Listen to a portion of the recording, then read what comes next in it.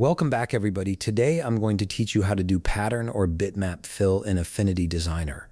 This is a fantastic way to add unique textures and patterns to your shapes, giving your designs a more dynamic and professional look. Let's jump right into it. First things first, launch Affinity Designer on your computer. Once it's open, you'll either open your existing file or create a new one. Now that you have your workspace ready, head over to the left sidebar and click on the rectangle tool. From here, select your preferred shape. This is the shape that will hold your pattern, so choose whatever fits your design vision. Next, drag the shape onto your canvas.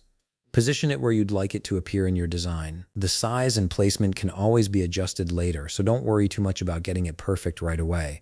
This step establishes the foundation for applying your pattern fill. Now click on the Fill tool in the left sidebar. This tool is essential for controlling how color and textures are applied to your shapes, and it's where the real magic happens when working with patterns. Once you've clicked it, you'll see several options appear at the top of your screen. Navigate to the upper left and look for the Context option. Make sure it's set to Fill. This ensures that the changes you're about to make will apply to the inside of your shape, not the outline. Right beside the Context option, you'll see Type. Click the drop-down menu next to it and select Bitmap. This is the key step that allows you to use an image or pattern as your fill instead of a solid color. A file browser will now appear on your screen. Browse through your files and select the pattern image you want to use as your fill. Once you've found it, click Open. The pattern will immediately be applied to your shape, transforming it from a plain fill into something much more visually interesting. Finally, use the angle slider to rotate the bitmap pattern inside the shape.